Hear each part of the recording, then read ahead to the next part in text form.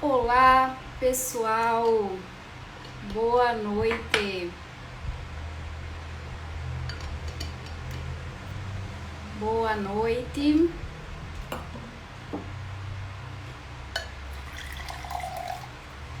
Olá. Sejam bem-vindos à nossa live de hoje. Vou fixar aqui o comentário do Alexandre com o tema da live. Vamos lá. Muito boa noite, o pessoal tá entrando. Alexandre, Lívia, boa noite. Vou esperar o pessoal entrar. Pessoal, vocês me veem bem, me ouvem bem? Tá tudo certo por aí? O áudio tá bom?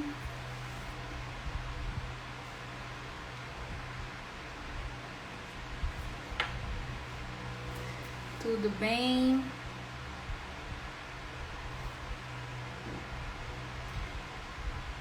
Boa noite, Igor. Olá, Padre Wesley tá sempre nas nossas lives. Professora Larissa já entrou. Lu, boa noite. Mones, que bom vocês aqui. Hudson, muito bom. Vamos falar sobre esse caso aí emblemático, né, que é o caso dos exploradores de caverna, um caso que levanta aí muita discussão filosófica pra gente, e a professora Larissa é quem vai conversar com a gente sobre este caso. Deixa eu ver se eu consigo adicioná-la aqui.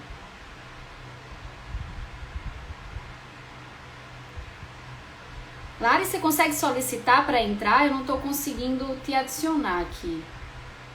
Estou até tentando, deixa eu ver.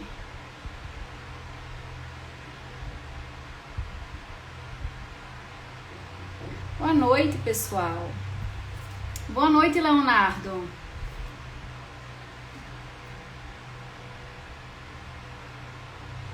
Eduardo. Acho que agora veio.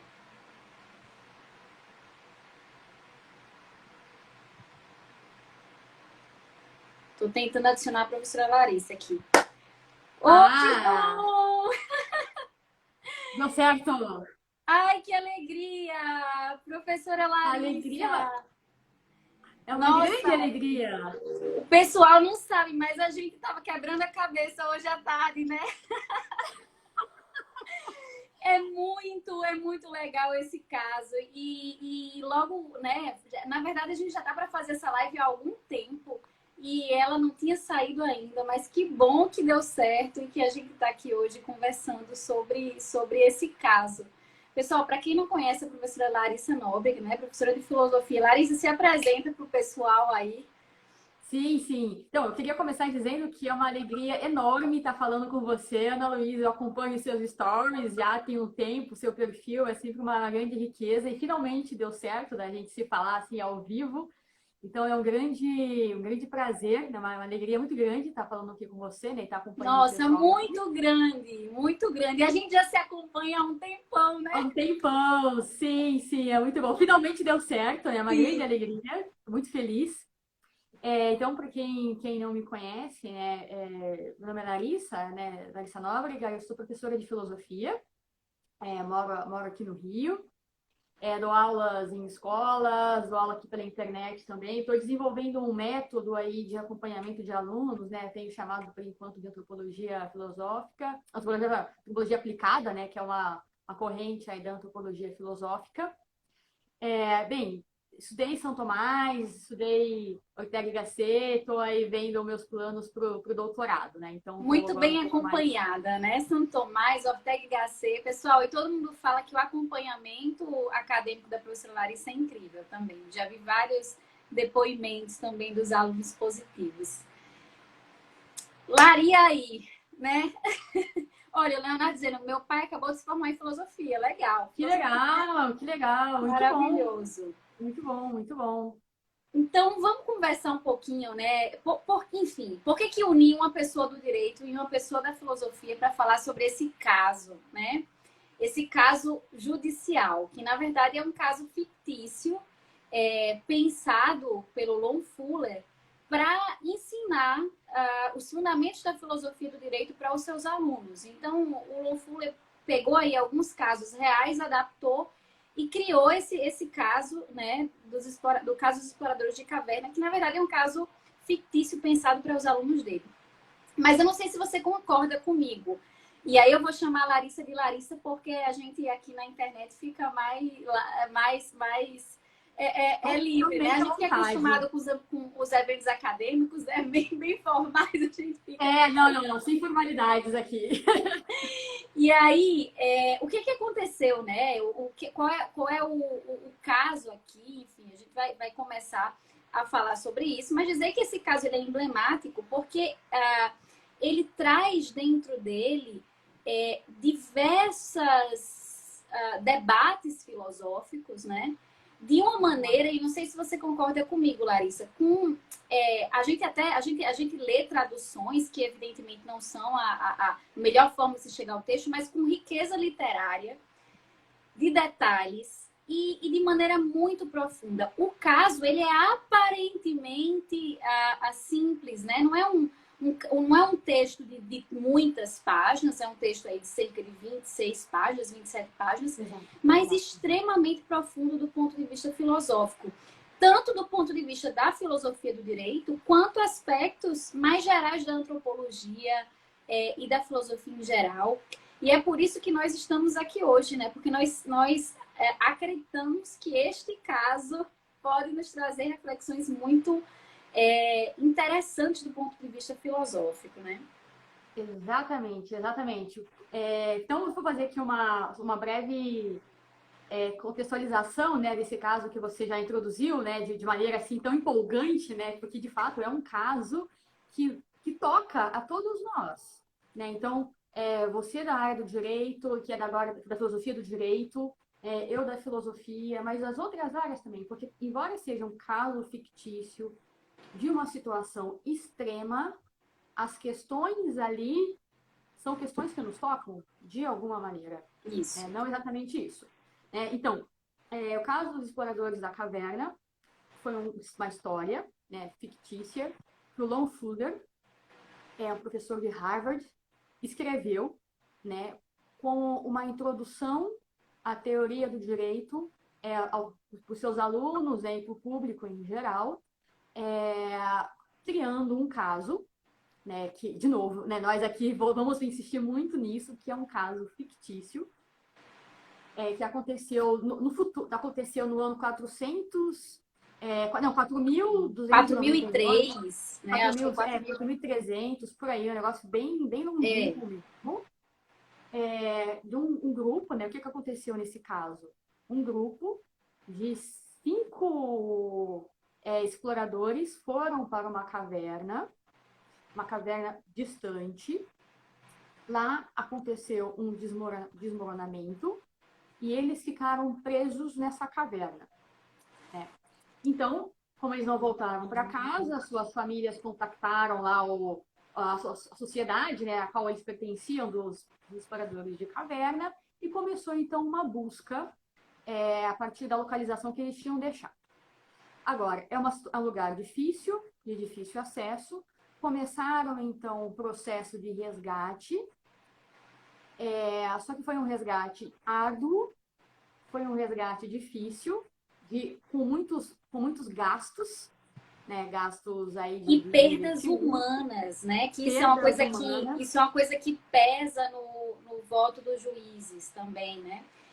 O lugar, pessoal, que eles, né, que supostamente eles ficaram presos, era de tão difícil acesso que 10 operários, na tentativa, né, 10 pessoas que estavam trabalhando nessas obras de resgate, na tentativa de encontrá-los, morreram tentando resgatá-los, né? Exatamente, muito bem pontuado, assim, né? Uma perda aí de 10 vidas, né? De 10 operários. Gravem isso, porque isso depois vai ser usado em um dos argumentos. Como a Ana Luísa já deu um pequeno spoiler aí, mas que é importante, né? Um dado importante. Sim. Acontece que eles ficaram lá, assim, não conseguiam, passaram, se não me engano, 20 dias, né? Acho que nessa parte já É, chegaram. eu vi que o resgate, depois de 32 dias, eles ainda não tinham sido resgatados, né? Isso, E isso. aí, o que é que aconteceu? Só complementando aqui, né? E aí tentaram entrar em contato com eles, né? Através de rádio, e por fim conseguiram. Eles tinham um rádio lá que funcionou.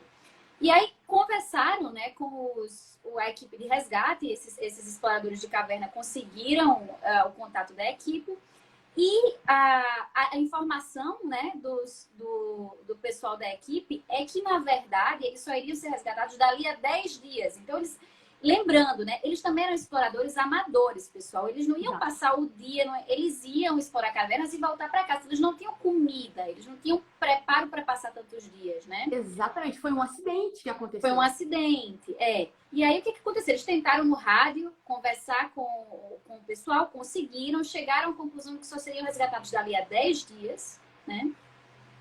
É, E deram as informações para a equipe médica, para as pessoas que estavam lá do outro lado, do lado de fora da caverna, no acampamento de resgate, e disseram o seguinte: olha, nós temos aqui tal quantidade de comida. Ela é suficiente para a gente sobreviver nesses. Lembrando que eles já estavam presos ali há mais ou menos, sei lá, 20 dias.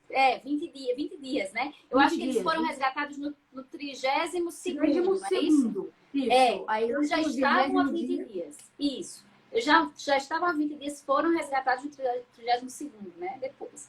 E aí eles entraram em contato com os médicos e aí disseram assim, olha, a gente tem essa quantidade de comida, a gente consegue sobreviver com isso? E aí o pessoal disse, não, né? Vocês não conseguem sobreviver com essa quantidade de comida. E aí o que aconteceu, Larissa? Qual foi a decisão deles? Nossa, aí começa a parte tensa, né? Porque aí eles estavam fazendo contato pelo rádio, né? Então, olha, aí o médico falou, olha, as chances de sobrevivência com essa quantidade de comida que vocês têm é muito pequena, muito pequena. Aí o representante deles, né, que era a pessoa principal do O caso, Wetmore, né? Lá, o o Wetmore, Wetmore. exatamente, o Wetmore, perguntou pro médico. Então, ele falou, não, as chances aqui não são grandes. Aí silenciou, né? Se eu não me engano, nessa parte O silenciou, rádio silencia. o rádio silencia, e depois ele volta e pergunta se por acaso eles comessem a carne humana, as chances aumentariam de sobrevivência? O médico, a contragosto, né, numa posição desconfortável, falou que sim. Se eles comessem carne humana, as chances de sobrevivência aumentariam, eles conseguiriam sobreviver até o resgate. O Ekmore, então, ah, pergunta para o médico, ele pergunta se tem um juiz lá, né, se tem alguma autoridade moral ali, né?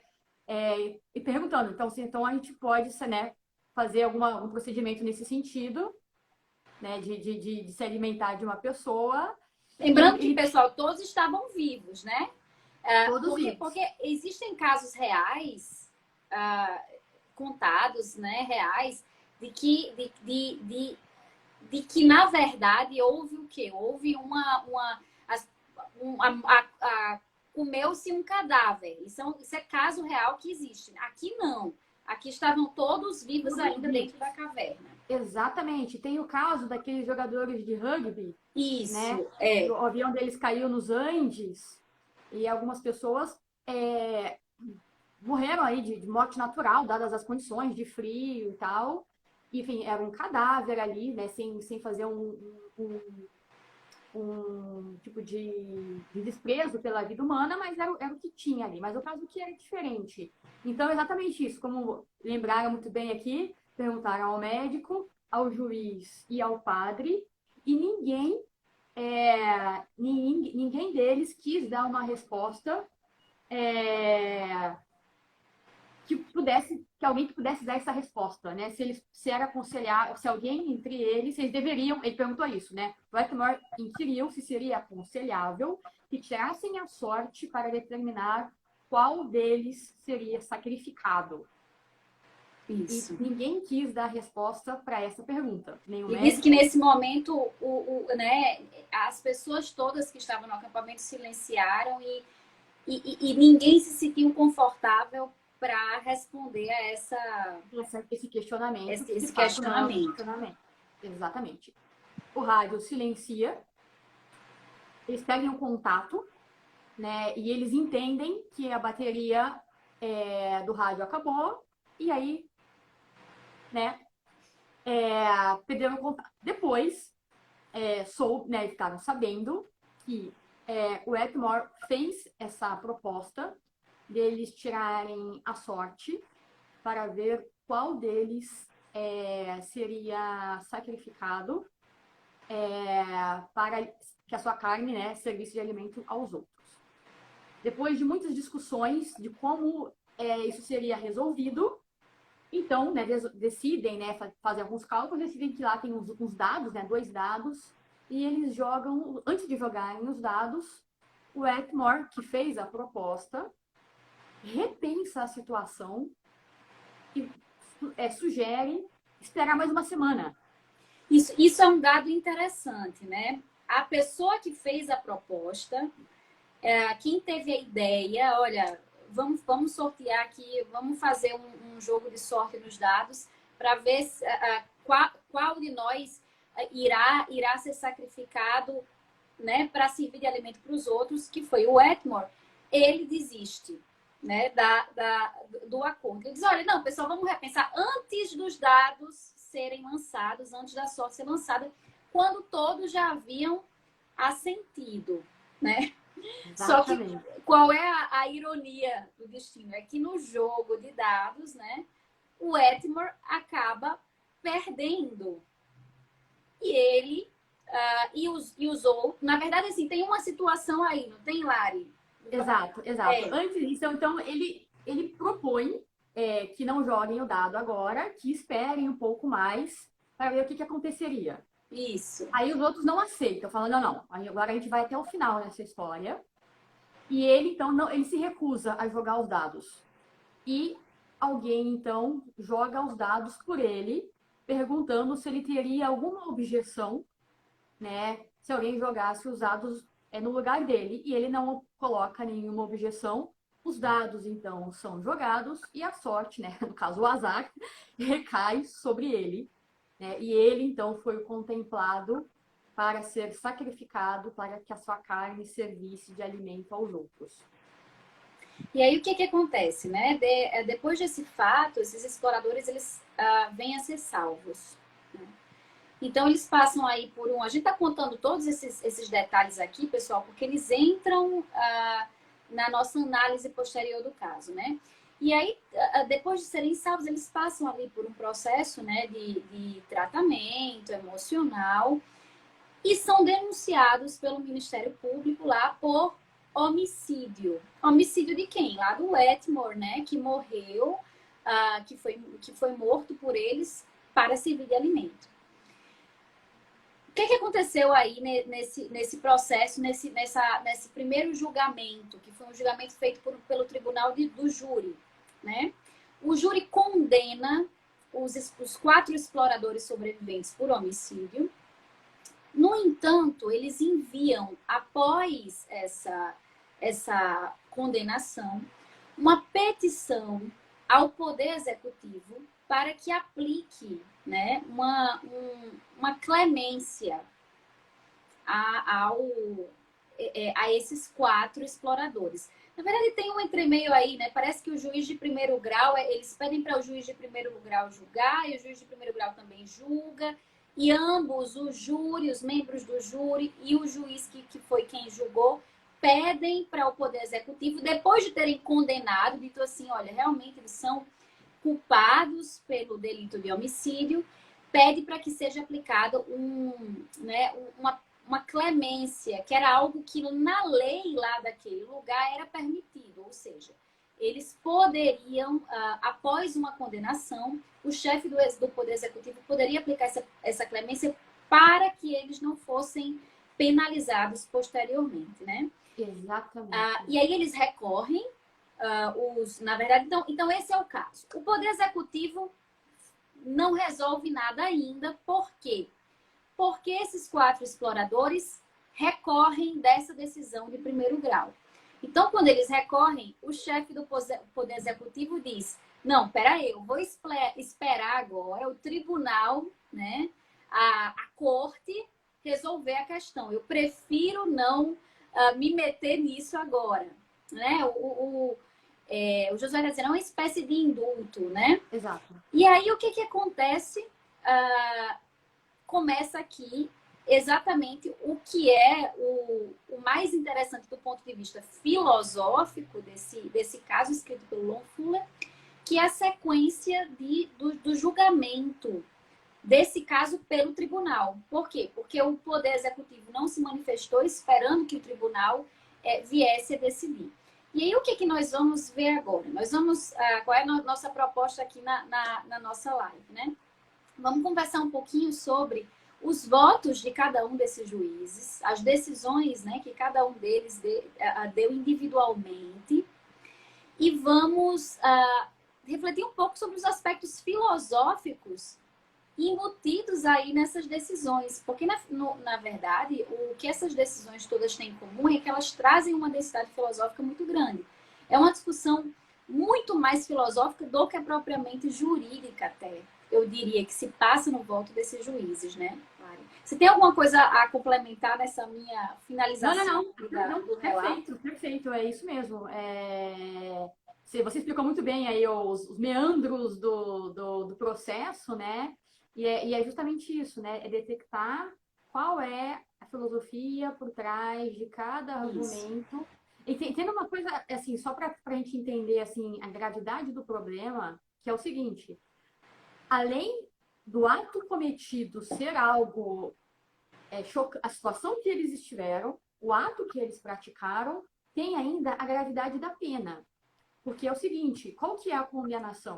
Não falei sobre isso, mas é importante. A condenação é enforcamento. Então, ou eles são absolvidos, quais são as possibilidades, né? O judiciário, né? A corte. Isso. Ou vai condená-los, e a pena é a forca, né? Ou vai absolvê-los, o que significaria inocentá-los. Ou então vai tentar uma aposta. Depois a gente vai ter nesse drama, que é condená-los, contando com a possível absolvição do chefe executivo, que não estava garantida. Um dá como certa, o outro depois vai falar assim, caralho, não sabe. Então, eles estão também, uma espécie de jogo, mas a princípio seria o enforcamento, por eles terem matado assassinado, né, supostamente assassinado o Wetmore, ou eles não cometeram crime algum e são inocentes. Sim. Então, e aí a gente começa... E o que é interessante, né? Num primeiro momento, o que é que a gente percebe? Todo mundo quer se excusar da responsabilidade de decidir esse caso, né? Que é um caso muito difícil. Então, a gente começa por aí. O presidente do tribunal, né? Que eu não sei como se pronuncia muito bem, mas eu acho que é Treppenny, algo assim. Eu também fiquei na dúvida em relação a isso.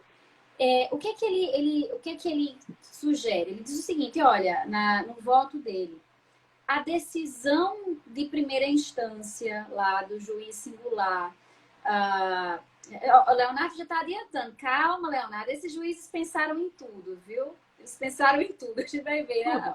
Vai chegar no ponto Os votos são muito bons, né? O Treppenny, né? O que ele diz? Olha, essa decisão de primeira instância ela foi correta com base na lei, né? E eles pensaram muito bem quando sugeriram que o chefe do Poder Executivo aplicasse a clemência, né? E quando fizeram essa petição. Então, a sugestão do presidente Treppenny é: vou manter a condenação com base na lei, mas quero encaminhar isso quero fazer, né, um pedido de clemência ao Poder Executivo para que eles sejam absolvidos. Então, o que é? Para que eles sejam, né, na verdade, não é absolvidos, eles continuam sendo condenados, considerados culpados, mas, na verdade, não se aplica a pena em virtude dessa clemência que é permitida Exato. lá na lei do lugar, né? O que você acha desse posicionamento, Laís? Eu acho que a gente pode começar até pelo presidente Sim, do sim, que tribunal. ele é o presidente, ele faz uma função aí de relator, né? Ele que É, conta o ele caso, que conta o né? caso. Ele que conta o caso. E ele diz isso, né? Que essa punição, né? Essa sentença de condenação, ela, ele diz isso, né? Que não fere nem a letra da lei, nem o seu espírito. Deste modo, a justiça é feita. O que me parece aqui é uma visão. Bem, na verdade, assim, eu fiquei fazendo várias pesquisas assim para ver como que seriam as interpretações de cada um desses votos. E eu achei uma coisa muito curiosa, que eu achei. Depois eu fiquei pensando, nossa, como esse tema é urgente. Porque eu vi para o mesmo voto interpretações diferentes. Eu também. Você também? Aí eu fiquei Também. confusa. Eu Também. falei, alguns falam que esse voto aqui, ele puxa para o justnaturalismo, que já é mal entendido. Outros dizem que foi um voto positivista. Aí eu, estranho esse negócio. Eu acho que tem uma dificuldade de entendimento aqui. Isso me deixou um pouco confusa em alguns, assim.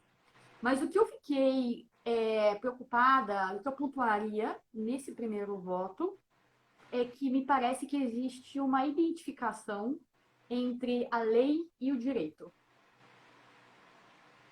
Né? E isso me parece uma visão positivista. Na verdade, também uma identificação entre a própria justiça, né, e o direito. Em que Exato. sentido? Ele diz o seguinte, olha, a gente, essa decisão ela é correta com base no texto da lei. A lei Exato. manda que eles sejam condenados e eles serão condenados. A lei autoriza o pedido de clemência para o Poder Executivo, então vamos deixar isso a cargo do Poder Executivo, né? É o voto mais simples de todos, na verdade, esse, né? Ele é o mais Sim. rapidinho e é um voto meio de isenção também.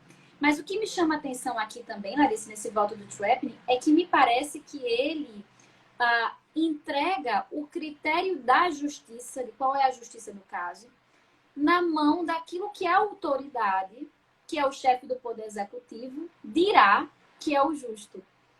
É uma transferência de poder muito típica do positivismo jurídico, né? De dizer o que é o justo ou não com base em uma autorização da lei sobre quem vai decidir, discricionariamente. Então, esse Exatamente. é um dado interessante desse voto, né? Sim, sim, sim. Né? E ele volta, e ele pontua um pouco isso, né? De fato, ele não faz uma grande consideração do caso, né? Ele dá o voto dele, mas isso, né? Ele começa falando isso, né? Que essa sentença, né? Não fere nem a letra da lei, nem o seu espírito. Então, Isso. ali você vê que tem uma preocupação em fazer cumprir à risca o que está escrito na lei, né? Isso. E não quer sofrer as consequências disso, né? Então, de fato, joga a bola para outro, né? Outra autoridade Uma outra autorizada autoridade, uma outra a autoridade, agir discricionariamente no caso, né? exatamente. E uma questão, ele aqui tem um elemento aposta, porque ao É jogar verdade. a autoridade, ele dá como certo o posicionamento dessa autoridade. Fala assim que não é possível que ele vote diferente, que ele não dê a clemência, mas eu acho que ele brincou um pouco, porque você vê que ele não queria condená-los assim, tipo, Não, nossa, ele não queria que eles fossem enforcados. Né? exato, exato. Ele queria que eles fossem condenados, que é diferente. Ele queria a Exatamente isso. condenação. Ele não queria o enforcamento. Exatamente. Ele queria É, que ficasse claro que aquele ato deveria ser condenado juridicamente, mas ele não queria enforcamento. Exatamente. Ele queria a condenação, mas não queria a pena. Né? é, Então, é. e ele aposta, né? E ele aposta, então, nesse sentido, né? Jogando a troca da pena, né, o indulto para outro poder, né? Então me parece uma coisa muito perigosa o que ele faz. E me parece também uma. Isso fica muito claro, já fazendo gancho com o próximo juiz, né, que é o Foster, que, não sei, me parece, não sei se você concorda comigo, do ponto de vista filosófico, é um dos votos mais interessantes, esse do Foster, né? Ele levanta uma série de. É rico esse voto para a gente pensar sobre muitas coisas. E ele vai criticar a decisão do presidente, ele vai dizer, olha, essa sua decisão é absolutamente simplista, e mais ou menos ele vai dizer isso. É uma decisão também irresponsável. Você está tirando o seu, né? Da linha e está transferindo a nossa responsabilidade de juízes para o Poder Executivo. E é isso que ele fala.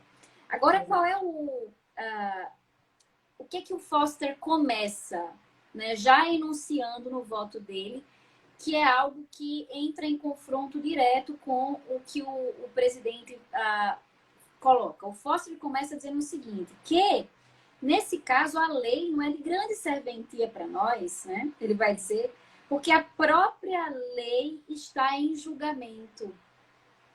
Então, ele diz, olha, a própria lei aqui, ela não é quem está em julgamento, não são apenas os exploradores, né? É a aplicação da lei ao caso. Isso é muito interessante, porque isso já sinaliza para nós que ele vai desenvolver uma linha argumentativa já completamente diferente daquela que o presidente tinha sinalizado, né? E aí ele vai colocar aqui duas premissas do voto dele, né? Ele vai dizer o seguinte... bom, a gente vai discutir esse voto, eu tenho certeza, vamos falar muito sobre ele, porque ele é interessante. Mas ele vai dizer, apenas para delinear as linhas argumentativas dele de modo geral. A primeira premissa dele é o seguinte, que o direito positivo, a própria lei, como ela é colocada, ela nasce a partir de condições de convivência humana normais, comuns, né? Daquilo que é próprio da convivência humana corriqueira. Mas que essa própria lei da natureza, que olha como ele entende, outra coisa que a gente vai discutir, né? Olha o conceito dele de natureza humana. Natureza. Me parece um conceito hobbesiano, né? Total. Ele é o próprio Hobbes ali. Contrato bem. A gente vai entrar nessa questão aí de contrato, né? Nossa, isso vai dar muito problema ainda. E ele vai dizer o seguinte: olha, esse acordo de convivência ele deixou de existir nessa situação excepcional. Ele diz o seguinte: do mesmo jeito que nós temos nossos critérios de jurisdição, que indicam qual é o juiz competente de acordo com o território, nós podemos considerar que existe um critério de jurisdição que é moral. E nesse caso, a jurisdição, a nossa lei, né, na verdade, nem nós, tribunal, nem nós, juízes, temos jurisdição sobre o caso, nem a lei se aplica, porque a situação ali é uma situação excepcional. As circunstâncias, olha o que ele vai argumentar, né? As circunstâncias que deram origem àquela lei conforme um contrato social de convivência não existem naquela situação excepcional.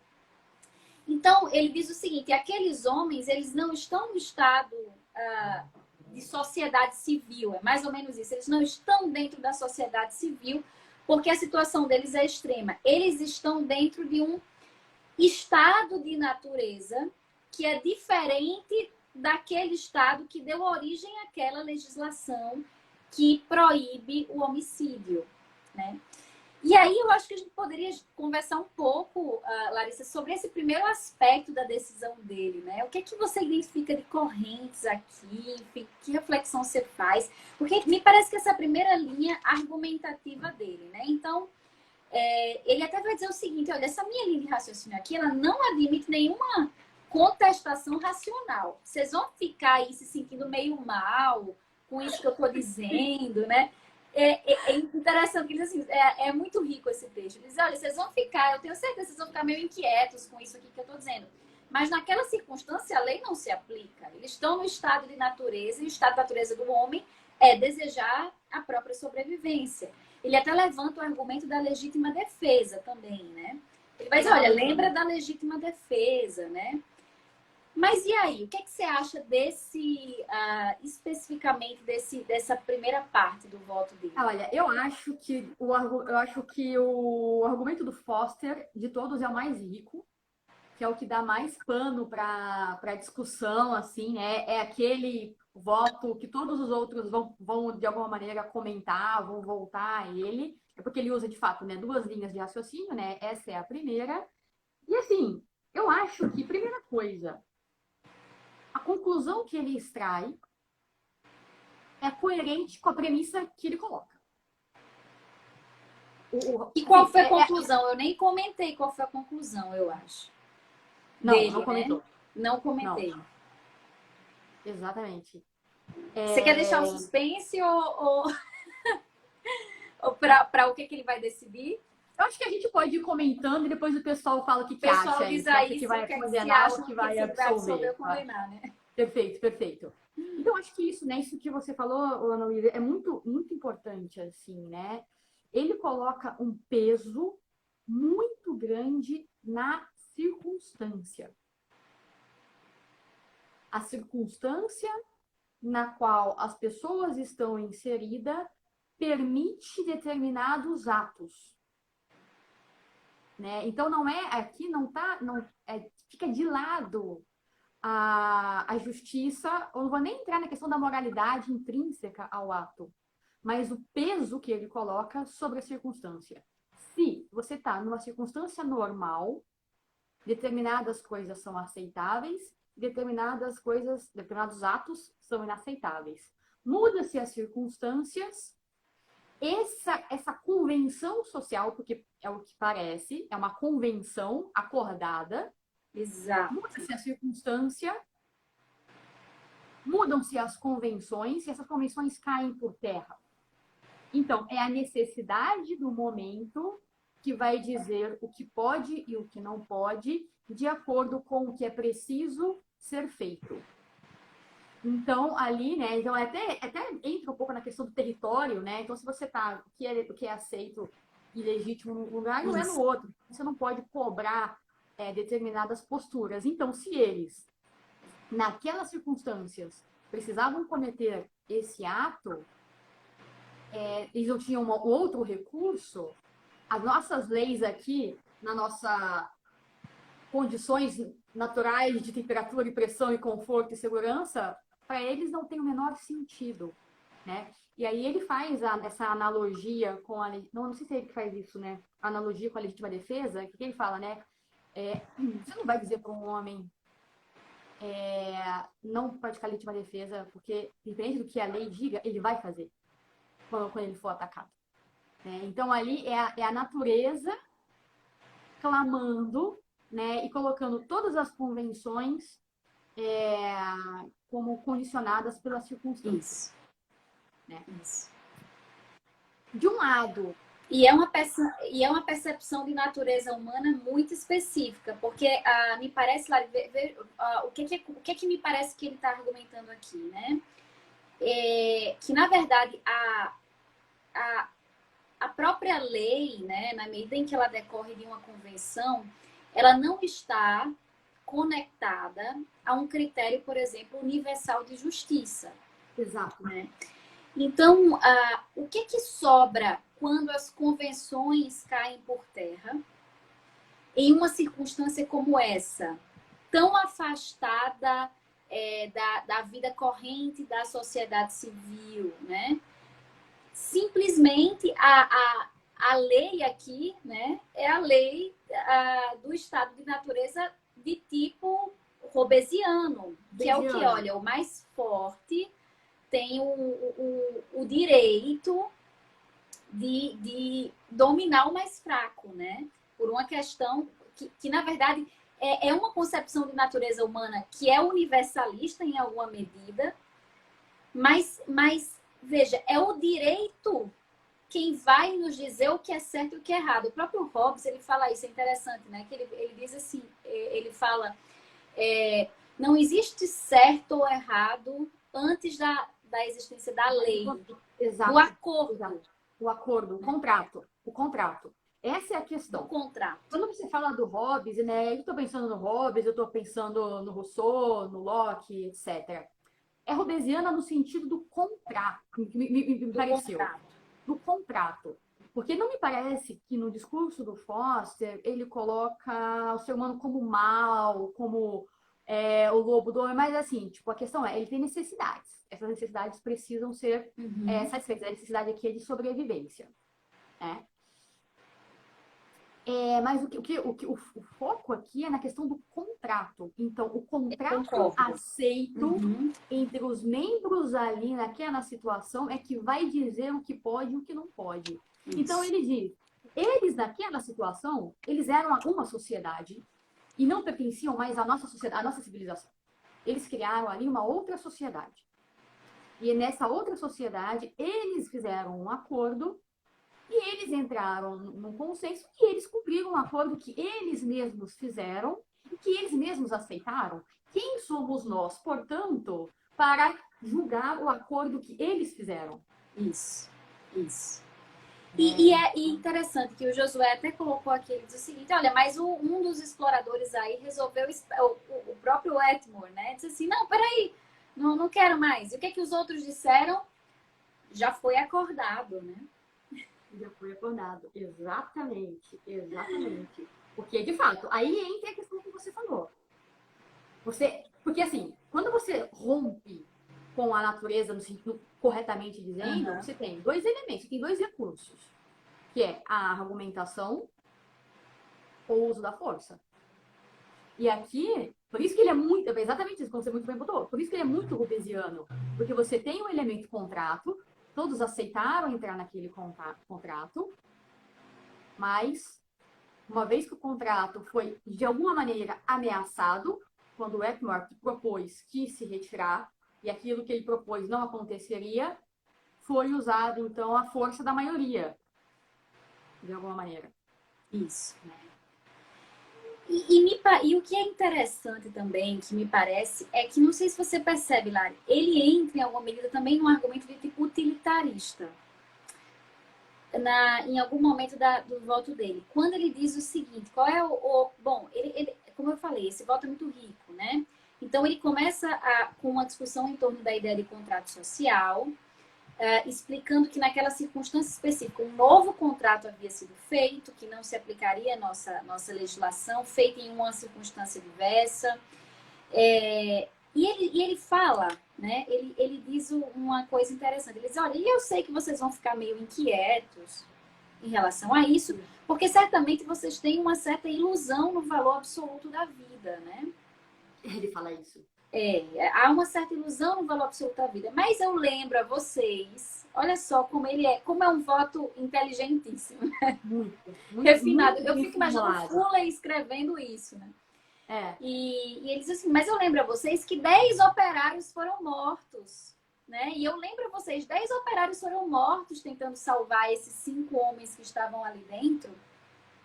E isso mostra a irracionalidade dessa ideia de vocês de valor absoluto pela vida, porque a gente está sacrificando um monte de gente para salvar 5. E ao mesmo tempo, me digam, se é assim, será que é razoável condenar esses 4 homens à forca, considerando que eles 4, né, agiram para salvar suas 4 vidas em detrimento apenas de uma vida? Então, o que eu quero mostrar aqui também, pessoal? Aqui a gente consegue perceber um outro tipo de argumento, que é um argumento que a gente chama de argumento próprio do utilitarismo, né? De um cálculo que não leva em consideração valores morais, grandezas morais absolutas, mas que colocam tudo numa balança, né? De consequências mais favoráveis, né? Então, uma ideia aqui consequencialista. Exatamente, muito bem pontuado, assim, né? Porque, de fato, tem a questão do contrato e tem isso. Olha, eles decidiram e aquilo era útil para eles, né? Então, a forma como ele coloca é muito impactante, né? as condições usuais da existência nos inclinam a considerar a vida humana um valor absoluto, que não pode ser sacrificado em nenhuma circunstância. Aí ele faz todo um cálculo, né, para mostrar a construção né, então aqui ele vira o jogo, né, porque na própria construção da nossa sociedade civilizada, quantas vidas nós perdemos e ninguém se importa com isso, né? Então, parece que ele coloca assim, né, tipo, se eu vou ter um benefício com isso, por que não? Né? Se eu vou ter, por exemplo, é isso que você falou, né? Então, não é lucro sacrificar uma vida para salvar 4? Se 10 vidas foram sacrificadas para salvar os 5, por que a gente vai condenar os 4 por terem sacrificado uma para salvar os outros? Né? Então, de fato, né, é uma visão de cálculo. Você vê que está sempre... ele não vai no núcleo da questão. Primeiro que ele nega o valor ali, qualquer tipo de valor inerente, né, absoluto. Ele volta, como todo sofisma, assim, né? Vai sempre né, no entorno da questão ali, né? Então, você tem de um lado uma não compreensão da natureza, depois você vai para o argumento da utilidade, do cálculo, e depois ele vai para uma outra via de argumentação ainda, né? Que é essa parte da argumentação da utilidade está no meio, né? Parece que entra um outro que ele apresenta ainda. Que na verdade é um voto difícil também. E é por isso que eu compreendo que haja tantas interpretações diversas sobre os votos, especialmente eu imagino sobre esse. Sem dúvida. Porque o que é que chama atenção aqui, né? E lembrando, pessoal, qual é a finalidade desse caso aqui, né? Por que o Longfellow escreve isso? Para apresentar aos seus alunos diversas correntes filosóficas. Então, menos do que o resultado final, menos propriamente do que a gente saber se a decisão está correta ou não, é a gente entender o que está por trás desses votos, né? Exatamente. Então ele vai, ao mesmo tempo em que ele traz essa ideia, né, de uma natureza humana que tende a uma sobrevivência, mas eu concordo com você, eu acho que o fator fundamental ali talvez seja a questão do acordo, do pacto, né? Naquela primeira reflexão que eu puxei. Mas ele também traz essa perspectiva utilitarista, que é algo muito comum na nossa discussão, né? Qual o valor de uma vida dentro de um cálculo, né? E ao mesmo tempo ele usa essa premissa para refutar a própria ideia de que eles devem ser condenados, né? Porque ele diz o seguinte, olha, se vocês acham tão importante assim a vida desses 5, a ponto de morrerem 10 operários nas escavações, e vocês continuarem tentando escavar, por que então não absolvê-los, né? E proteger essas 4 vidas? Por que vocês estão fazendo tanta questão daquele cara ali que morreu? Exatamente. E fazer uma justiça em nome daquele cara. Exatamente. E ele ainda fala, fizeram todo esse esforço, 1 mês para resgatar. Morreram 10 operários. Uma vida foi sacrificada. Aí os caras saem da caverna e são executados pela forca. Ele fala, meu, como que eu senti? Que é um raciocínio, é muito bom esse voto, né? A gente se sente inclinado. Não fossem os fundamentos dele enviesados. Exato, porque você fala, de fato, tirar os caras de lá, salvar, para depois mandar todo mundo pra forca. Sim. E aí ele entra também com na verdade, uma segunda premissa, que é uma premissa mais jurídica do que propriamente filosófica, que é assim, olha, é possível que o homem, né, ele vai dizer, infrinja a letra da lei sem infringir a própria lei. Que ele disse que foi o que aconteceu no caso. E o que é que ele quer dizer com isso? Eles infringiram a lei, mas não o propósito da lei, e não a interpretação correta que deve ser dada a essa lei. Exatamente. Né? Então, ele está fazendo aqui, é nesse momento, na verdade, que entra a analogia com a legítima defesa. Ele está fazendo, né? Ele está fazendo aqui exatamente a ideia de que, olha, na verdade, a interpretação correta dessa lei é uma lei que visa a uma preservação da vida, né? E nesse caso, então, o ato em si ele se justifica, porque a lei, primeiro que a lei ela não estava preparada para lidar com essa circunstância. Então a gente está ali Exato, diante de uma lacuna que ele, enquanto juiz, vai tentar colmatar. Né? exato. Depois, porque a função da lei, certamente o legislador não estava pensando nesse caso específico e a função da lei é tutelar a vida. Então, ainda que nós considerássemos que essa lei deveria ser aplicada, né, ainda assim, aí haveria modo de absolvê-los pela via dessa interpretação mais benevolente a eles. Né? Exatamente. Que aí ele puxa para a questão hermenêutica. Isso, isso. Qual é a verdadeira interpretação de um texto? Com toda a complexidade. Qual era o propósito da letra da lei quando ela foi escrita? O que ela diz? O que ela quer dizer? O que a gente entende? O que a gente pode entender? E é evidente que isso vai deixar lacunas e é evidente que isso pode ser utilizado puxando de um lado, puxando para o outro. Porque, de fato, a questão hermenêutica ela vai voltar depois. Você deve focar. Como é que você encontra? Depois algum vai falar, o outro juiz vai falar isso, né? Do significado, do sentido evidente da lei. Mas é muito problemático, porque o que é evidente para um não é evidente para outro. Então, todo o problema do Foster é tão rico, porque, no fundo, é uma questão. Isso é relativo. E é relativo a diversos elementos. Isso. É relativo à circunstância, é relativo à interpretação, é relativo. Então, assim, você não tem um critério firme e sólido para fazer esse julgamento ali. Exato, exato. E aí não precisa nem dizer que o resultado, né, para o Foster, o Foster julga, né, o voto dele é pela absolvição, depois de tudo Exatamente. que foi dito. E é muito importante que eu anotei aqui, não só o voto, mas também qual que é a visão deles em relação ao ato. Ele não só absolve juridicamente, mas ele inocenta. Isso. Ele diz eles não cometeram Isso. crime, porque outros podem absolver. Muito bom. Uhum. Absolve juridicamente, mas condena o ato. Outros condenam o ato, mas absolvem ou se eximem de absolver. Ele não. Ele absolve e inocenta. É verdade. Exato. Né? Eu acho que isso é fundamental. E isso mostra a extensão desse relativismo de que você está falando. Né? É um relativismo que ele não duvida apenas das premissas da aplicação jurídica, mas das nossas próprias premissas morais, né?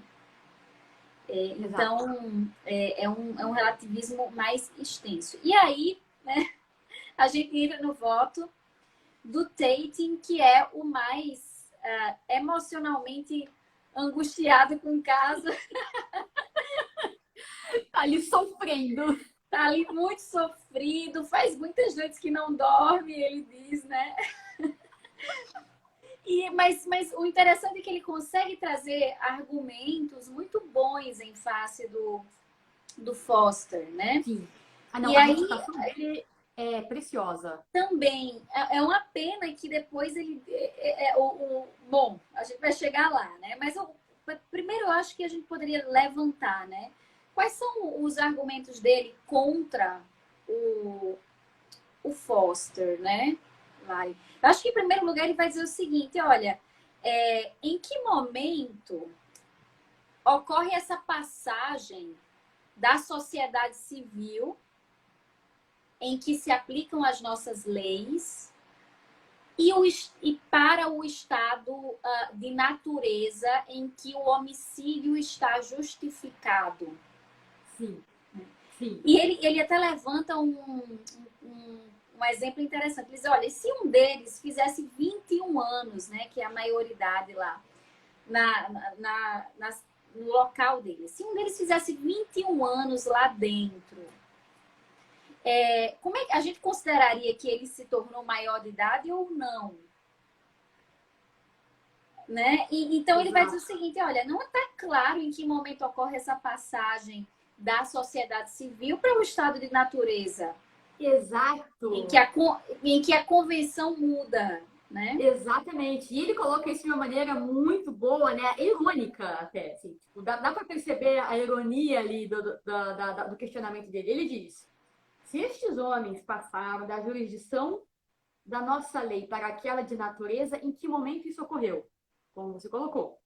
Aí ele coloca: foi quando a entrada da caverna se fechou, quando a ameaça de morte por inanição atingiu um grau indefinido de intensidade, ou quando o contrato para jogar o contrato para o lance de dados foi celebrado.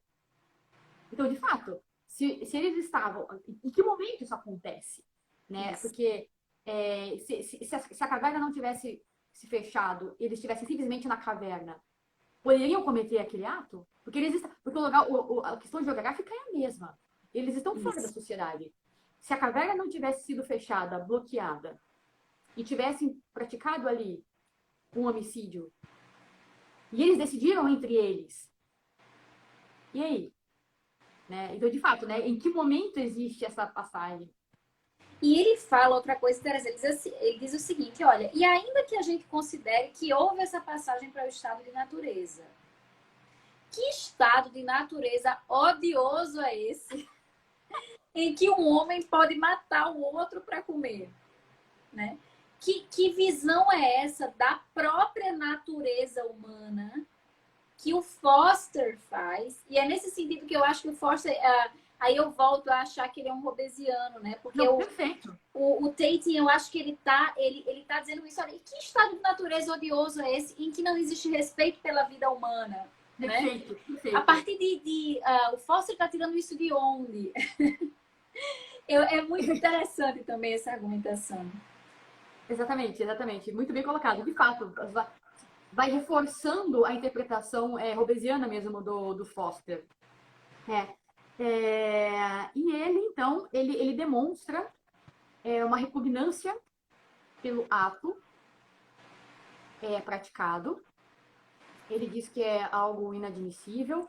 Ele tem uma argumentação, ele diz que ele tenta separar a razão da emoção, mas ele não consegue, né? Porque ali ele vai mostrando toda a repugnância dele, né? E ele, de fato, né, ele refuta com bastante veemência o argumento do Foster, mas me parece, não sei se você teve essa impressão, que ele também não toca no cerne da questão. Porque ele diz, né, que ele refuta, então, o direito natural, interpretado nesse sentido, né, da visão de natureza. Ele mostra uma repugnância, só que quando ele se abstém de votar, ele não condena nem absolve juridicamente, ele condena o ato. Ele diz que esse ato é um ato doloso. Mas o que ele fala, o que me chamou a atenção na conclusão do voto dele, é que ele fala sobre... me parece que é um desvio de foco, não sei se eu entendi, que ele coloca que o comer a carne humana e não o homicídio. Me parece que o choque dele tá não tanto no homicídio, na hipótese de homicídio, mas no ato de comer a carne humana, porque eu tenho que achar que a situação... E ele fala muitas outras coisas antes disso, né? Mas eu até já adiantei aqui, ó, o coisa. Aí ele diz aqui, ó, lamento que ao representante do Ministério Público tenha parecido adequado acusá-lo de homicídio. Se tivéssemos um dispositivo legal capitulando como crime o fato de comer carne humana, essa seria uma acusação mais apropriada. Me parece... Eu não sei, a interpretação que eu faço disso talvez esteja conectada com algo que ele diz, não sei se é um momento anterior ou posterior, em que ele faz uma reflexão sobre o argumento da legítima defesa do Foster. Vou explicar como é que eu acho que isso se conecta, né? Ele vai dizer o seguinte, olha, bom, como é que ele chega a essa analogia da legítima defesa do Foster para rebater? Ele vai dizer o seguinte: O Foster levanta o argumento aqui de que, na verdade, nós precisaríamos encontrar o real propósito da lei. E para encontrar o real propósito da lei, o Foster faz aquela analogia com a legítima defesa. Ele dizer, olha, a lei espera que nós hajamos de modo a proteger a nossa vida e nossa integridade, e é por isso que ela admite a legítima defesa. E aí o Tatum vai dizer, olha, o que ele não percebe aqui, né, é que a legítima defesa ela se trata de um impulso de preservação, o Tatum diz. E o ato aqui é diferente, não é um simples impulso de preservação, é um ato intencional para comer a carne humana. Exato. Sim, sim, sim. Né? E não sei, eu acho, né? Eu acredito que o Tatum aqui, que figura ele representa para nós? Ele representa a figura do homem comum que tem uma ojeriza diante da ideia de matar um homem e comer a sua carne para sobreviver, né? Então, em alguma medida, ele está conectado com uma intuição moral que nós temos, mas que, olha que interessante, é uma intuição moral de que esse ato é repugnante. Ele tem essa intuição e, na verdade, ele confirma isso, afirmando que o ato é repugnante. Mas ele não consegue racionalmente afirmar a possibilidade de condenação dessas pessoas em virtude desse ato. Diferente do que o Foster fazia. O Foster disse, olha, não tem nenhuma contestação racional em face do que eu estou dizendo aqui, não. Vocês vão chorar, vão achar ruim, mas a minha argumentação é completamente racional. Sim, não sei se isso responde à questão da carne humana, mas de certo modo eu acho que ele representa essa indignação, né? Mas uma indignação que decorre das nossas inclinações mais básicas em relação às nossas regras, às regras, aquilo que fundamenta nossas regras morais, né? Sim, sim. Não, perfeito, perfeito. Eu não tinha olhado por esse lado. Eu até falei, cara, sempre que eu não tô entendendo que ele tá sendo irônico e eu não tô levando esse negócio ao pé da letra, porque me chamou muito a atenção esse comentário dele, assim, né? Mas também tem isso, né? Ele entra na questão, quando ele fala também da legítima defesa, ele entra na questão do propósito, né? Ele foca essa questão aí, na questão do propósito, né? Então, justamente, né, qual era o propósito ali? Porque a legítima defesa tem como propósito a conservação. E de defender-se, né? Eu não tenho a intenção de comer a carne de ninguém. Né? Na legítima defesa é isso. E ele diz, olha, mas ao mesmo tempo eu sei que eu estou diante aqui de um homicídio, porque o homicídio exige um ato intencional, que foi o que ocorreu no caso. Então ele diz, Foster, aqui não se aplica a analogia da legítima defesa. Exato.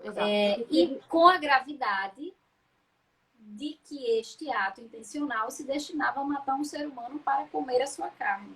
O que torna ainda mais grave essa intencionalidade, né? Exatamente. Parece que... Por outro lado, ele também não era favorável à condenação à forca. Então, ele falou, olha, eu não tenho condições de julgar isso aqui, porque o ato deles é um ato ruim, é evidente, né? Ele evidencia a repugnância do ato praticado, mas ele também não apoia a sentença. Então, ele se abstém de votar. Ele fica em pânico lá. Você consegue vê-lo assim... Ele fica em pânico. Eu não sei, esse caso ele é tão legal porque a gente consegue quase ver o rosto do juiz julgando. E aí eu imagino o Tate suando assim e sabe, e passando louco para ir embora. E pálido. Exato. Louco para ir embora e maldizendo o dia que ele nasceu e que ele decidiu ser juiz. Assim, né? Ele se meteu numa enrascada, né? E ele fala assim, ele termina dizendo essas palavras. Uma vez que me revelei completamente incapaz de afastar as dúvidas que me assediam, lamento anunciar algo que creio não tenha precedentes na história deste tribunal. recuso-me a participar da decisão deste caso. E, de fato, é uma postura impactante, né? E é interessante, né? Porque se a gente pensa, se a gente se coloca na posição de juiz, efetivamente, desse caso, a gente percebe o seguinte, o José está dizendo assim, por exemplo, a gente cria a esperança da absolvição, né? Mas, por outro lado, se a gente parar para pensar friamente na situação, eu não me lembro com quem é que eu estava conversando sobre esse caso, e a pessoa me dizia assim, olha, mas você se colocou na posição de alguém que vai matar uma pessoa para comer? Porque isso é muito grave. Isso é muito contra nossas inclinações humanas também de convivência social, de proteção da vida, né? Quando a gente assiste um filme, por exemplo, tem um filme muito legal que se chama Até o Último Homem, né? E a gente vê aquele cara lutando para salvar até o último homem do campo de batalha. E a gente consegue perceber a nobreza do ser humano naquela circunstância. Então, ao mesmo tempo em que a gente percebe que a situação era sui generis, né, que esses homens estavam numa circunstância extrema, eu não sei, eu esperava deles uma grandeza maior em alguma medida de tentarem todos juntos, sem sacrificar a vida de ninguém, levar aquilo adiante. Em alguma medida, esse sentimento conflituoso é algo que está implícito, eu acho que nesse voto do Tate.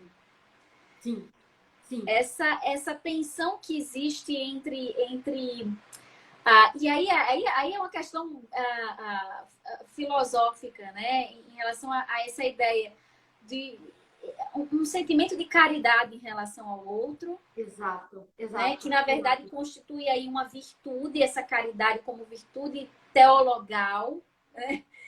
E as nossas necessidades mais imediatas de sobrevivência que não. Mas ao mesmo tempo, olha que interessante, pessoal. Lari, não sei se você concorda comigo. Na medida em que eles concordam que todos eles irão participar daquele sorteio, que todos eles irão jogar os dados ali, eles estão naquele momento também acordando se sacrificarem pelos outros, porque eles não Exato. sabiam quem. Não é interessante isso? Eles não sabiam quem ia Sim, morrer ali. exato.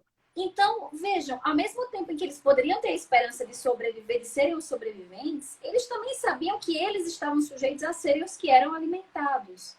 Então, a gente vê o confronto aí da natureza humana no seu mais alto grau, né? O homem que se sacrifica pelo outro e o homem que deseja sua sobrevivência acima dos outros. Exatamente, exatamente. Não, assim, é claro, é uma situação assim, tipo, absolutamente fora do normal, assim, né? Tipo, são poucos. Quer dizer, o Von Fuller, quando ele escreveu esse caso, não é, tipo assim, existem casos, até uma das versões que eu utilizei aqui para traduzir, coloca aí numa introdução dois casos reais nos quais ele se inspirou para fazer esse caso fictício. Um Legal. caso é um caso de um naufrágio em que, claro, tinha um sobrepeso no barco, então eles tinham que decidir quem que eles iam jogar para fora. Né? Porque ou alguém é lançado fora ou vai todo mundo morrer fora. Situação similar. Né? E o outro, que eu acho que é naufrágio também, mas que é um outro caso, né? Que de fato, perdidos no oceano, alguém morreu e eles se alimentaram da carne da pessoa. Se eu não me engano, eu acho que foi isso. Mas eu lembro claramente da situação do barco, de jogar alguém para se livrar do peso. Né? E o outro, eu acho que foi isso. Ou então, mataram a pessoa no barco para se alimentar. Um outro caso, né? E eu já lembrei, né, do caso real aqui dos jogadores de rugby que se alimentaram de carne humana, mas que a pessoa já tinha falecido, né? Então é diferente. O ato em si, comer carne humana, ele é repugnante, né? Mas existe uma diferença Claro. entre você matar uma pessoa Isso. e você, né? A pessoa morreu, eu não preciso falar pela morte dela. Mas o que chama a atenção ali, de fato, primeiro, é a situação de desespero desses homens na caverna, claro, 20 dias no escuro, é evidente que o fator psicológico ali é a fome, isso atrapalha a questão do raciocínio também, mas de fato isso revela não só os valores da sociedade, mas os valores daqueles homens, Sim, sim. Claro, claro. deles ali, né? Eles. Mostra, claro, a hierarquia de valores. E que eles colocam ali a sobrevivência como número um. Sim, A sim. sobrevivência a qualquer custo. E é interessante, né? Porque, e aí já passando para o voto seguinte, que é o voto do, eu acho que é eu não sei se eu Kim, tenho. né? Kim, né? Kim, alguma Kim. coisa assim. É o Kim, Kim, talvez. é. Olha que interessante que o Kim diz, né? Ele vai dizer o seguinte, olha, eu, do meu ponto de vista de cidadão, eu entendo que o caso é muito difícil, mas se eu fosse membro do Poder Executivo lá, eu gostaria de dar o perdão total a eles, porque eu entendo que a situação é extrema, né? No entanto, não cumpre a mim, na condição de juiz, investigar a natureza moral do ato, né? De todos os juízes, não sei se lhe parece, Lari, o Kim é aquele que mais encarna a figura de um positivismo radical, né? Mas eu diria, olha, não é qualquer positivismo, é o positivismo muito rudimentar ali do que a gente chama no direito de jurisprudência dos conceitos, né? Essa ideia de que do juiz como boca da lei. Boca da lei. Sim. Então ele vai dizer o seguinte, olha, eu entendo que o caso é difícil, eu daria a absolvição, né? A pessoa, o cidadão. Pessoalmente, como cidadão. Se eu fosse membro do Poder Executivo, eu daria o perdão total. No entanto, a minha função como juiz aqui é aplicar a lei. E eu preciso verificar, né, a subsunção do fato à regra. E o fato aqui está muito claro. Esses homens mataram o Etmar, né? E eles merecem ser condenados por isso. Então, aqui a ideia é de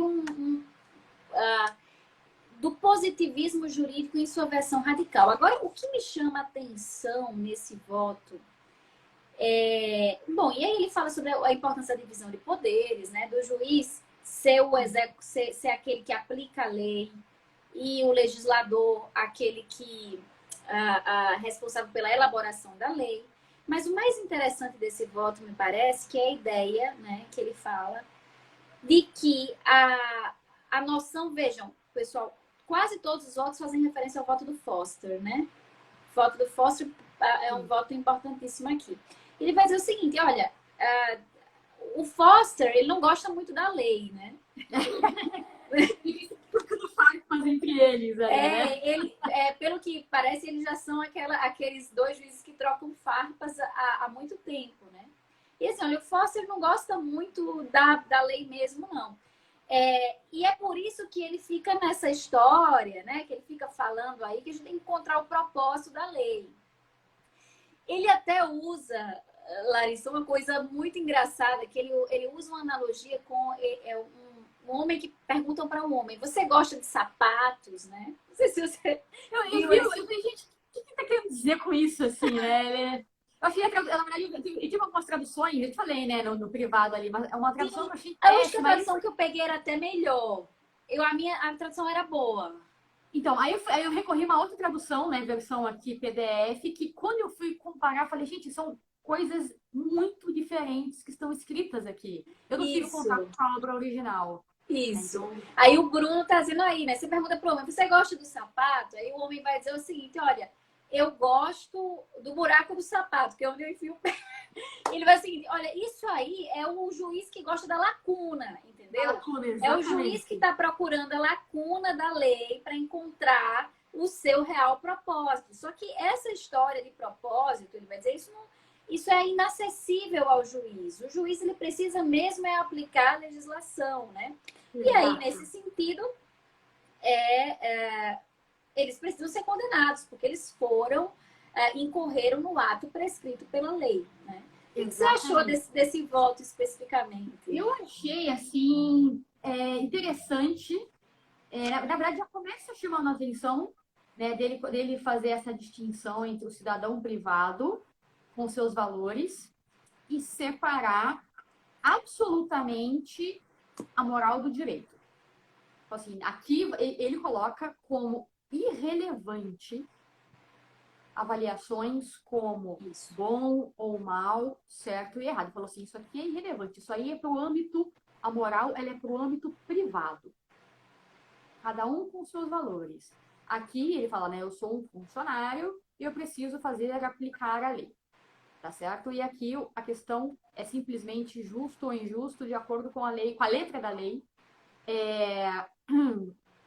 Então, de acordo com a letra da lei e com o seu significado evidente, sem nenhum tipo de consideração da circunstância, né? A letra da lei diz: tirar a vida de um outro homem de modo premeditado é crime, é injusto. Ora, o que eles fizeram? Então, é um silogismo que ele faz. Assim, é lógico, né? Então, esses homens, independente das circunstâncias, levando em consideração que é uma circunstância trágica, mas ok, o que eles fizeram? Tiraram premeditadamente a vida de um homem. Logo, a lei diz que eles devem ser condenados. Eu tenho muita... você sabe que na condição, né, de alguém que estuda a filosofia do direito, eu me deparo muito com essa reflexão sobre a questão da interpretação. E porque o que eu acho, né? Eu acho que tem que haver um equilíbrio. Primeiro que eu não concordo com a afirmação do Kine que existe um significado absolutamente evidente, especialmente quando a gente está precisando subsumir um fato do mundo a uma regra que é pensada em abstrato, né? Isso eu acho que é o primeiro fato. Mas, ao mesmo tempo, existe, sem dúvida nenhuma, um perigo que a gente tem visto na atuação do Poder Judiciário de desvirtuamento da própria lei em prol da aplicação de interpretações principiológicas, né? Exato. Eu não sei se você já pensou filosoficamente sobre isso, mas qual é o limite dessa interpretação também, né? Me parece que isso é algo que, no fim das contas, é levantado aqui, que é um tema interessante para nós, talvez. Sim, sim, sim. Eu acho... Olha, quando eu li o discurso dele, me pareceu assim... Se fosse assim, analisar a personalidade filosófica dele, eu diria meio kantiano. No sentido de... Claro, o imperativo do Kant, ele vai dizer que nunca se deve tratar o outro como meio, mas sempre como fim em si mesmo. Não vou entrar nesse fundamento moral da atitude, mas no sentido do rigor, em que sentido? Você não tem espaço para interpretação aqui. Você tem um princípio universal, que aqui seria o imperativo categórico da lei aqui, e você simplesmente vai aplicar, né? Mas é um excesso de segurança que na verdade é muito arriscado, né? Porque de fato você pode, né, voltando ao que os outros disseram, você pode ferir o espírito da lei fazendo cumprir a letra da lei. Sim. E aqui, para ele, não existe separação entre o espírito da lei e a letra da lei. É como se a lei contivesse o espírito. Sim, sim. Então, se de um lado o outro levanta toda a possibilidade da interpretação dada e coloca o peso na interpretação que cada um dá, ele, por outro lado, anula a possibilidade de interpretação. Ele absolutiza a letra da lei. Né? Então, você vê que são posições extremas que eles estão tendo ali. Sim. Um de relativizar demais e o outro de categorizar demais. Qual que é o limite disso?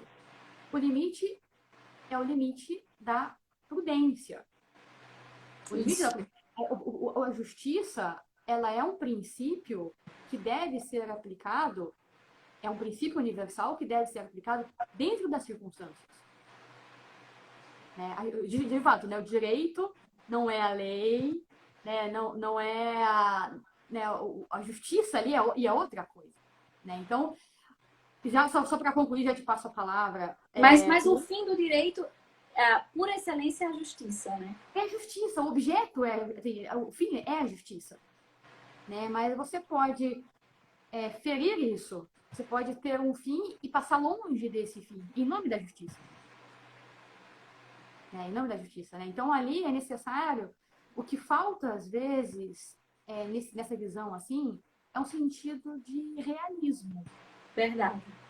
de realismo.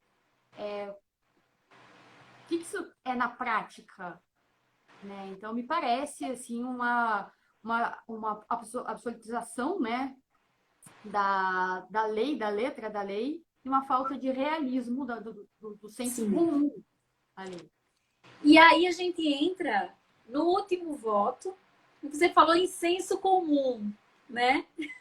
Olha que interessante. Olha como o Fuller constrói bem. Porque ele vai nos levando a um voto complementar o outro, né? Exato. E aí ele vai dizer o seguinte, olha, você diz, né? Olha que interessante. Falta ao que um certo sentido de, de prudência do homem médio, do homem comum, Exato, exato. realismo. E aí vem o terceiro voto do Rende, que também me parece um voto interessante, que ele vai dizer o seguinte, olha, e o problema do judiciário, inclusive aqui, já começando o meu voto, que eu estou vendo vocês, eu estou vendo o Foster falando aí do estado de natureza, que não é isso que a gente também está falando aqui, ele diz, né? Eu estou vendo o Kim falando da aplicação fria da lei. O que eu percebo aqui é que o judiciário perdeu o contato com o homem comum, né? E que a Exato. lei deve ser, sobretudo, um instrumento para efetivação daquilo que são as impressões compartilhadas pela opinião pública em geral, né, pelo senso comum, e que o tribunal deveria sim levar em conta isso para fazer a interpretação da aplicação da lei ao caso.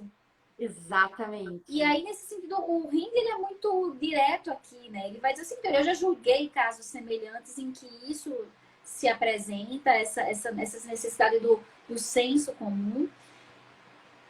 E a conclusão dele é pela absolvição, né, do Rind. Ele diz, olha, e com base em quê? Ele vai dizer, foram feitas pesquisas de jornal, olha que interessante, é o critério da maioria aqui, né?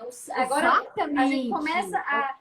o senso comum dele, veja, o senso comum dele está atrelado a um critério da maioria, né? Exato. Então a gente fez um levantamento, fizeram levantamentos, várias pesquisas no jornal, e 90% das pessoas disseram que eles deveriam ser absolvidos.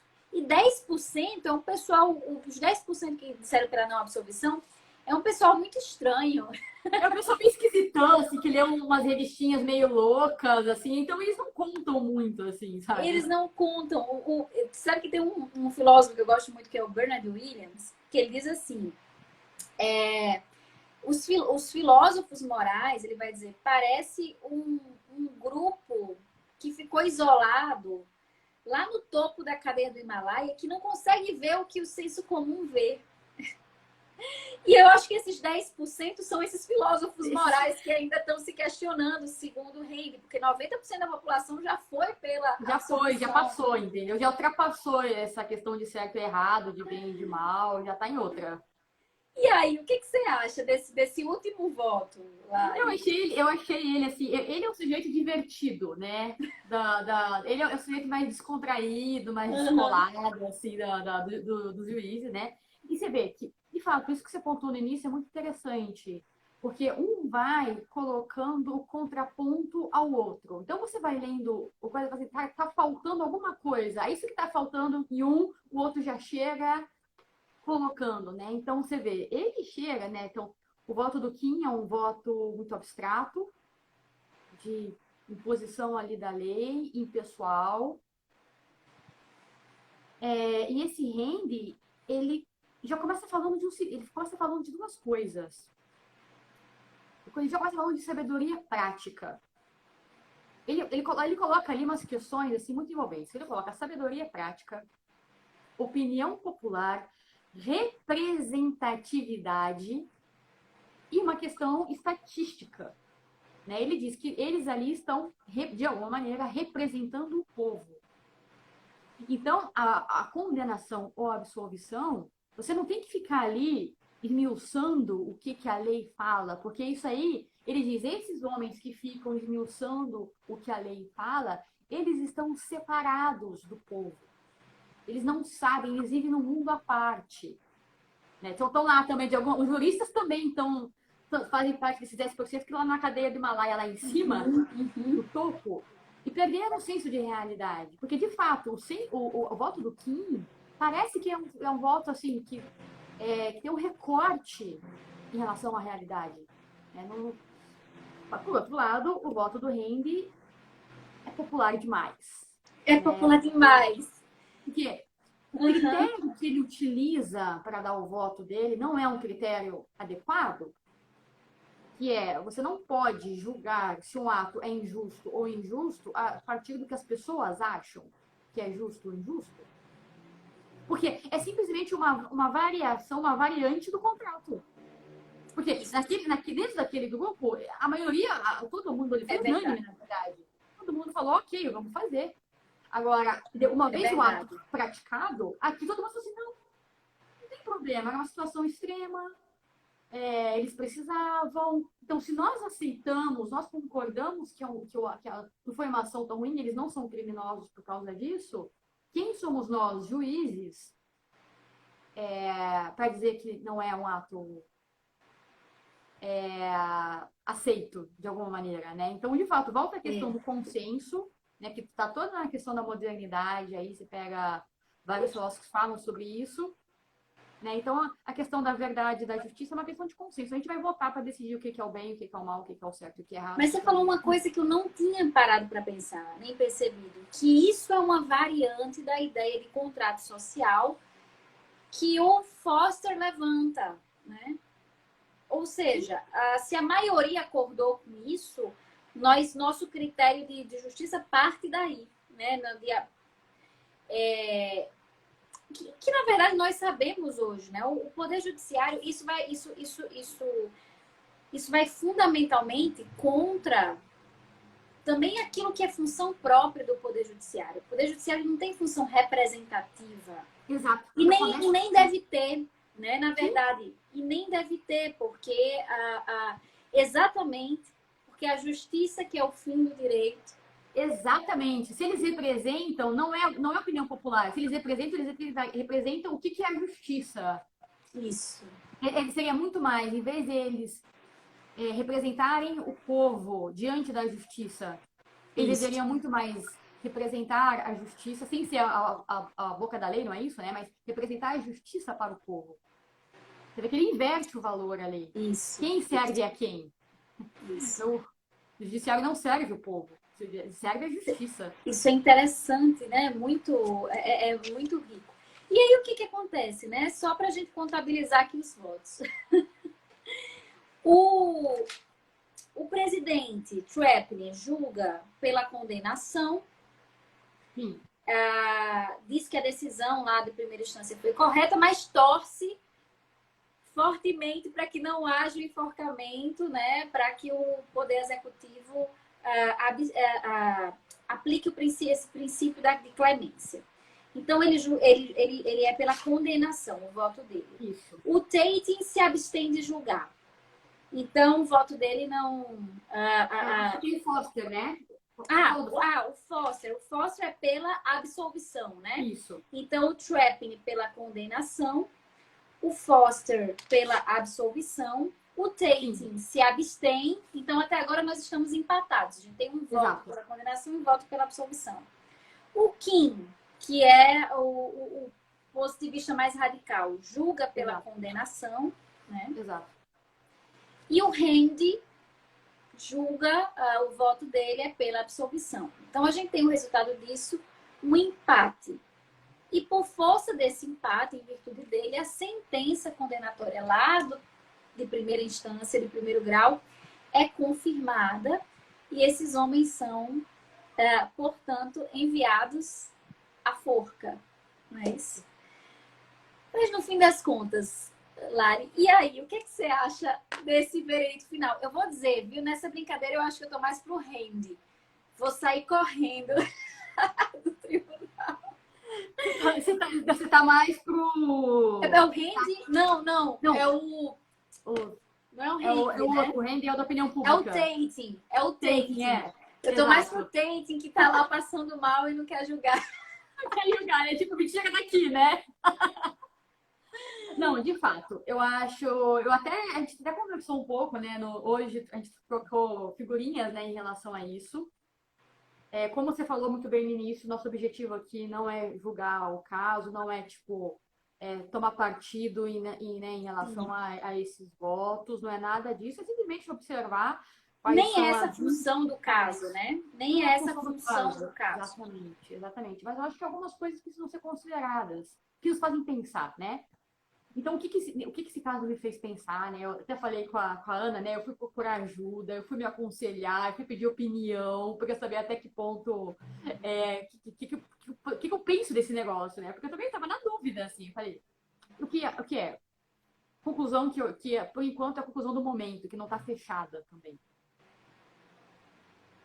Que o ato bem, primeiro, que a situação é extrema, que é necessário ter uma certa compaixão por essa situação, por aqueles homens.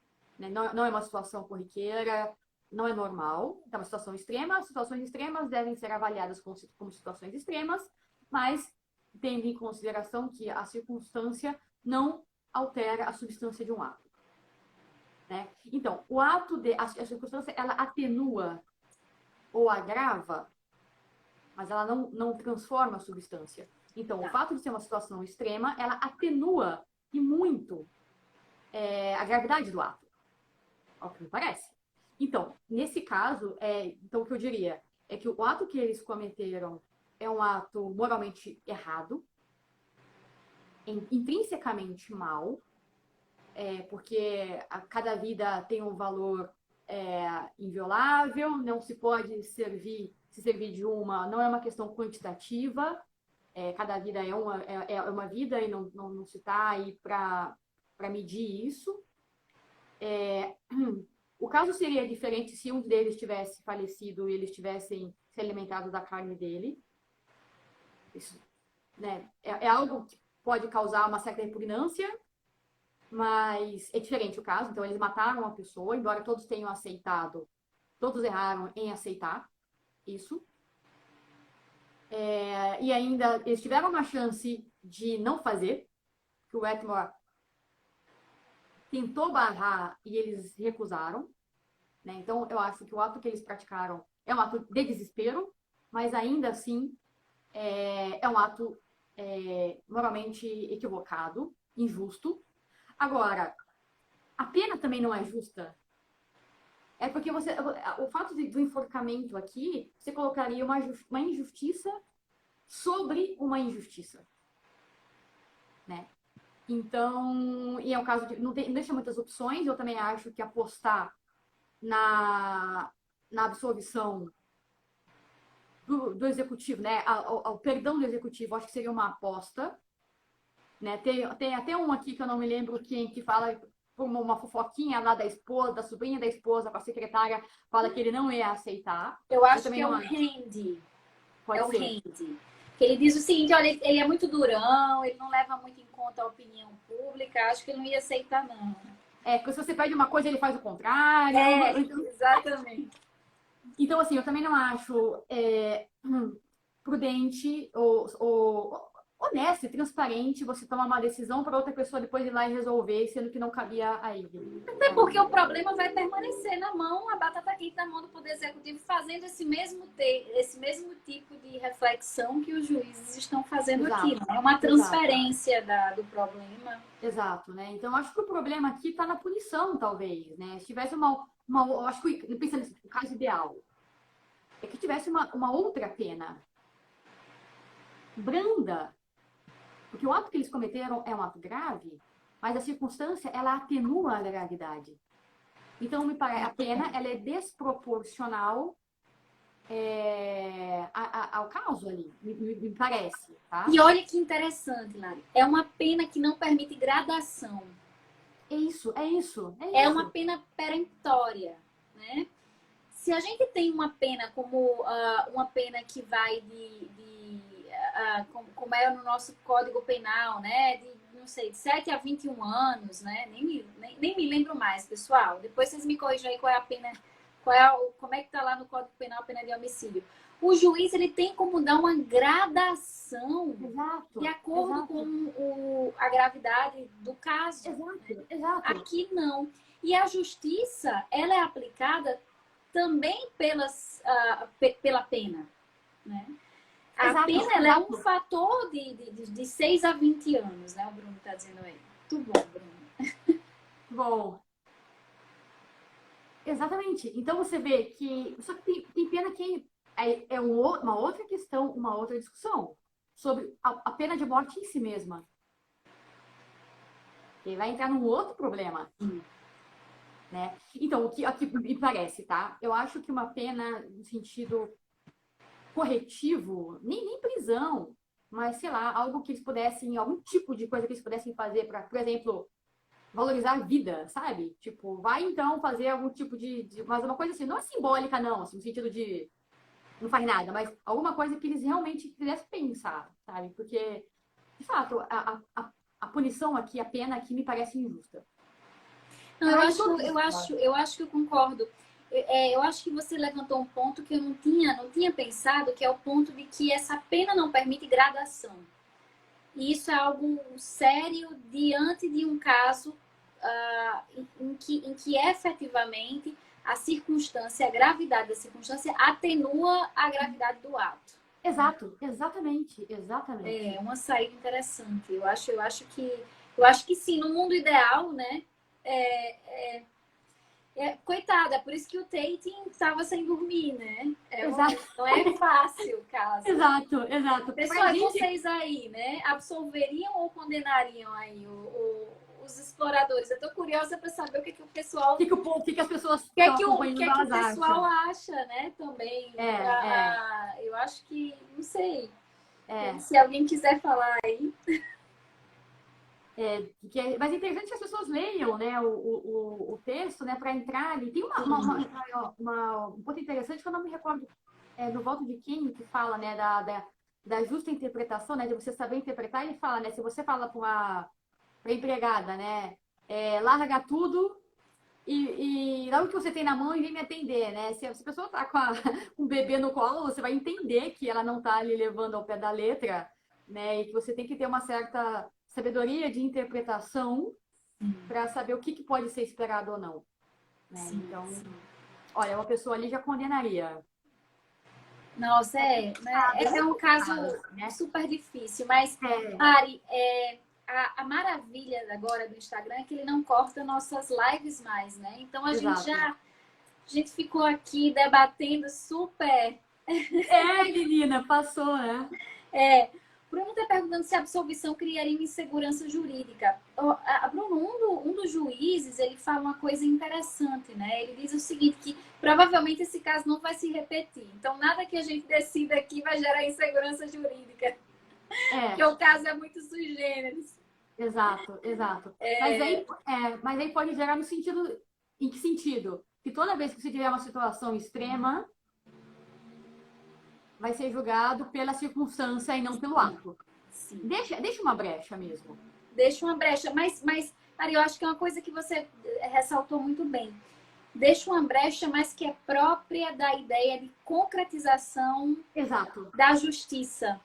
Da justiça depender do caso concreto, né? Então, eu acho que, na verdade, as suas conclusões foram perfeitas mesmo. A Shirley também está dizendo, né, que outra pena seria ideal. Exato.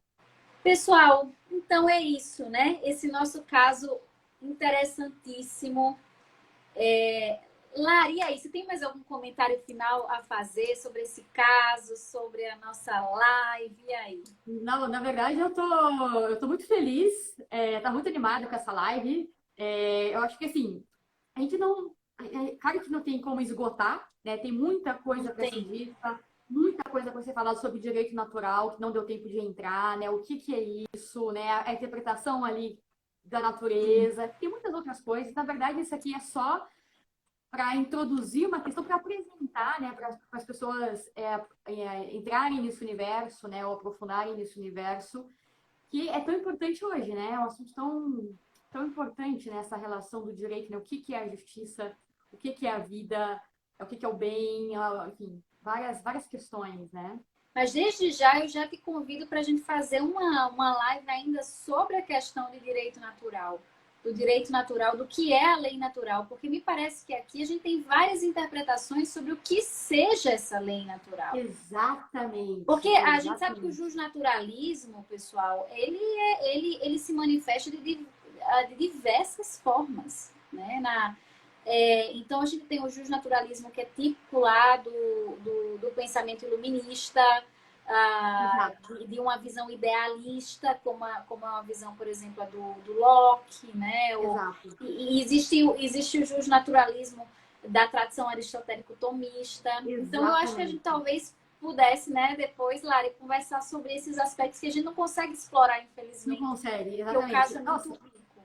eu adoraria, seria uma grande alegria, uma grande honra e é algo muito importante, muito interessante também para a gente entender, né? Afinal de contas, o que é a lei natural, o que é a natureza humana. Se existe uma natureza e se ela existe, ela é de que tipo? E qual é o impacto? Como que essa natureza humana fundamenta a vida em sociedade, né? E o âmbito jurídico? É verdade, é isso.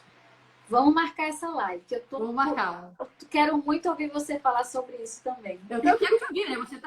Você estuda, né, essa questão assim, então, né, vai ser bem. Sim, e vai ser muito legal a gente trocar figurinhas a partir de uma perspectiva jurídica e uma perspectiva propriamente filosófica, né? Perfeito, perfeito. Lari, muito obrigada pela sua presença aqui nessa live divertidíssima, né? Porque esse caso é divertido, embora seja um caso que traz uma temática pesada, mas né? é muito instigante. Eu quero agradecer também a todo mundo que ficou aqui durante toda essa live, né? A gente teve uma live aí já quase 2 horas de live, mas o pessoal tá aí. Eu sei que muita gente também leu o texto para se preparar por essa live, o pessoal estava aí também afiado. Então, muito obrigada a você, Larissa, e a todos aqui que estavam conosco essa noite. Acho que foi uma noite muito divertida e muito estimulante do ponto de vista filosófico, né? Para todos nós. Sem dúvida. Eu agradeço muito, Ana, o convite. Eu adorei te conhecer, assim, falando ao vivo. Foi um prazer enorme estar com você, né? Estar com o pessoal também. Agradeço aí o pessoal que nos acompanhou. Foi uma alegria. Fiquei muito feliz mesmo, muito agradecida. E espero que a gente volte a conversar outras vezes sobre esses temas aí tão interessantes. Vamos sim, vamos sim. Um Maravilha. beijo bem grande. Tchau, tchau, pessoal. Boa noite. Boa noite. Tchau.